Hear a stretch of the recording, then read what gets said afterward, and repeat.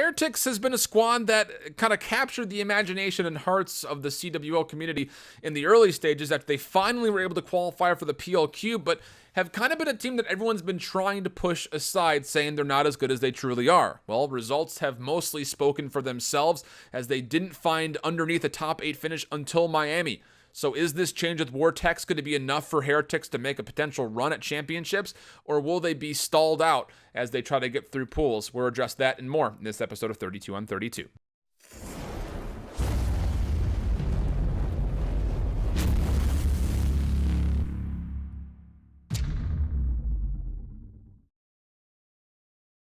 COD fans, welcome back. I hold shift with you guys. We do not have an interview, unfortunately, for anybody in Heretics, so this video will be a little bit shorter in nature, as I'll try to break down this squad as best as humanly possible, but it's an interesting one.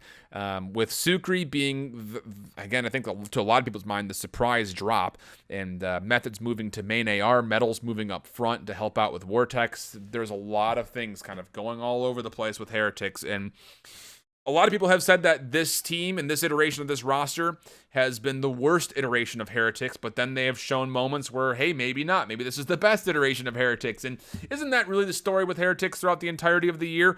Kind of hard to say. For a lot of people, I think they'll say, yeah, there are moments where they're great, moments when they're not.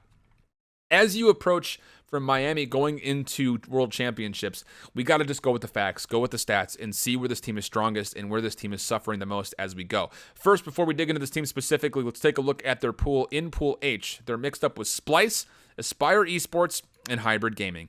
And my biggest takeaway for this pool is that it's going to be mostly dominated by who's able to find the advantage in the SMG department specifically, because there's a lot of SOG presence in all of these lineups, and for me, it just comes down to who's able to figure it out the fastest. I think the most familiarity is going to be kind of favoring that of Aspire Esports, with Robbie B and Fastballa playing together for a majority of the year through the open bracket. They're looking really good together, but of course, you can't forget about Huke with Splyce. It just comes down to will they get the parts moving in time, and kind of the same consideration for Heretics. You look at this team in specific and their history so far, again, they were able to capture the imagination of everybody when they were able to get through the PLQ successfully into the CWL, and then they matched up with a top 8 finish at Fort Worth. Not bad. I think it caught a lot of people by surprise after their divisional started off hot, and then they slowed down a touch. Then a top 6 finish at London, top 8 finish at Anaheim, and then they were unfortunately dropped to a top 10 finish at Miami with this most recent roster. And again, throughout a lot of the season, Heretics have been playing around with roles. We saw a week of the cross divisional, I believe it was, where Sukri was playing on the SMG and Methods was playing the AR, and everyone was like, what in God's name are the Heretics doing? And then the roster move happened. Sukri gets moved around, Methods gets moved back to the AR, and it came down to, well, who do they pick up? And I think a lot of the community was saying it's going to be Yako. That was right after Anaheim had happened. Yako, I think, stole the show in the SMG department before the SMGs of the SOGs became Hitscan. And so you figure once that change was announced, Yako was going to be a major consideration. Well, that doesn't happen. They find Vortex from the Movistar Riders, and a lot of people are like, ooh, is that really the play? And there were some more iterations of that sentiment, I think, during the cross divisional. They go 0-4 in the cross div. They blow that game versus Optic Gaming in 5. They get swept by Midnight. Reciprocity has their way with them outside of the Hacienda Hardpoint, because again, you just don't play Heretics on Hacienda Hardpoint. And then it was an 0-3 against Gen G. Then they were able to make a little bit of a movement as they started to look a lot cleaner when they got to Miami. Game 5 versus Luminosity. Again, don't play this team on Hacienda Hardpoint. And then they lost to Splyce in 4. But, I want to take a look at the statistics of this team again as a whole. This is a cumulative. This team went 19-23 in overall record between the Pro League and the events that they've been at. 77-91 in the maps, which it feels lopsided considering you take a look at how these matches have kind of ended up. A 33-37 in the hardpoint with only a -5 differential. Goes to show that, hey, these guys play their maps pretty close on hardpoint. Same storyline for the Search and Destroy. 24-32, not the sexiest win-loss, but it's only a minus about 0.5 round differential on their average, 4.46 on average for them, 4.91 on average against them, showing that this team likes to go the distance in Search and Destroy. And then kind of the same storyline in Control, 20-22, 1.79 for them, 2.14 against them. So if you missed the Splyce video, or if you heard it, I say a lot of the same things about Splyce than I say about Heretics. Right in the middle of the road for a lot of different modes, where they find themselves favor in one mode one week and then another mode the next week. They're just kind of a little bit all over the place. For me specifically, as you take a look back at Miami, and we'll just kind of read out these stats. First of all, don't play this team on Hacienda Hardpoint. I don't know how many times I can say it. This is a statistic that has been unrivaled. They're 12-1 on Hacienda Hardpoint. The only time they lost it was a 226 to 250 versus 100 Thieves. And that happened in week 4. Don't play this team on Hacienda Hardpoint. The problem with this team is when they don't play Hacienda Hardpoint, they don't have a positive win-loss ratio on any other map. 6-7 on Arsenal, 8-14 on Frequency, which is by far their most played map. 6-10 on Gridlock, been getting better at that more lately, and then only 1-5 on Seaside. So, is this team a little bit of a one-trick when it comes to Hardpoint? Do they only find their wins on Hacienda? The argument would seem to be yes. So if you're out there and you're another team scouting on Heretics, ban Hacienda Hardpoint. Do not play them there. Don't think like, hey, our Hacienda is pretty good. We can play them there. Just don't play them there. They're not really decent anywhere else. So that's kind of one thing to keep in mind for you. You go to the Search and Destroy, and this is where things are interesting. They have not played Payload a single time all year long. Hard stuck veto, you would say, for them. But you look back at their time at Miami, and they go round 11 on Arsenal, round 11 on Hacienda, and then they get a little bit beat up by Splice on Arsenal, 2-6. But 2 round 11s, and you even go back before that to the Cross Divisional just before Miami, a number of round 10 losses, and they had a 6-3 win against Optic before they would eventually fall on map 5 on Hacienda, 2-6. Control, that's a totally different ballgame. This team has been a little bit lopsided when it comes to Control. Either they typically win big or lose big. There's not a lot of games where they find themselves in the middle.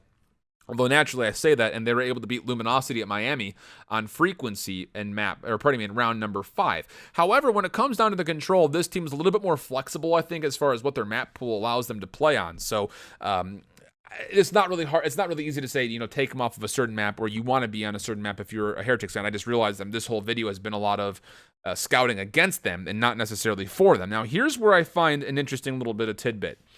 And where I kind of wonder about this squad. They do not have the strongest AR line in the world, but they also don't have the strongest SOG line in the world. There are times where Vortex has shown that he's 100% capable of being a CWL SMG player, but there have been other times where he just goes dead silent. And it's kind of hard to pin exactly what Heretics are going to throw at you because their flexibility has been a little bit all over the place. Honestly, the scariest part about this team is their Maddox line of Journey and Lucky because they sit mostly on the Maddox more than anything else. And they find a lot of success with it. They're really, really good at locking down that Maddox range, that mid-range area. That's where they really beat you up a lot. So when it comes down to Heretics in specific, I'm interested to see how much growth they're going to be able to provide when it comes to maybe putting somebody on that flex third SOG, because again, you're going to have to. You've been playing Frequency literally so much since really London, but Anaheim specifically, they played that map every single time during the Cross Divisional, and in 4 of their 6 matches they played at Anaheim, only 2 of those were wins. So 2 for 8 on Frequency, not good.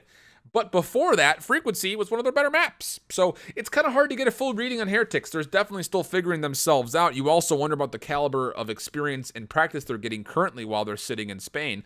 And I don't believe, at least, that they're sitting in America boot camping at all. I might be very wrong on that, but I don't believe anyone invited them to boot camp. If I'm wrong, please let me know in the comments. But I'm just a little bit concerned. I think that when people said this is the worst Heretics that they've seen all year, I think that's a little bit overreaching. I don't think it's necessarily true, but you take a look at the top 10 performance and really their head-to-head versus Splice as well. That's going to be the big matchup there. They're 2-2 versus Splice and even 8-8 on the maps. And I think you're a little bit worried about this pool for Heretics.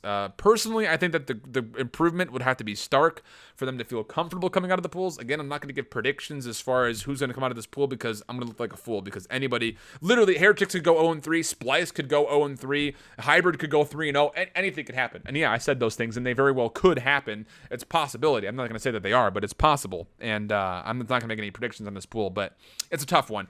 Again, not really been convincing versus Splice. Again, they most recently played at Miami. Before that, they played in the divisional before Anaheim, and it was another loss there in game 4.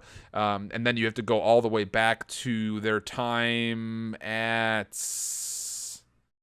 London, where they beat them in game 4. Sorry, hard time finding their name. But again, that history is kind of moot at this point. It was with a totally different roster for both teams, really. So as the parts are kind of being moved into place, For me, it comes down to who figures themselves out first. If Splyce come in, they feel comfortable, they feel prepared, they're able to come out with a set game plan and execute that properly, I think Splyce get through the pool no problem. However, if Heretics can make that same iteration happen, but for them, I think they could get through the pool no problem. I'm not going to make predictions. I said that, and I'm still babbling on. So I'm going to cut this one here. Again, we're in the home stretch. We've got Aspire, and we've got Hybrid to finish off the 32 on 32, and then after that, make sure you're around in the channel because I have one more video that I want to kind of put out there for you guys before we start going into predictions and how we're going to be doing world championships and things like that. You're not going to want to miss it. The coverage is going to be insane. It's got me dying over here. I'm exhausted, but it's totally worth it. I'm having a lot of fun doing this. Hope you guys are as well. Until the next one, hope you guys keep holding it down. Later. Bye-bye.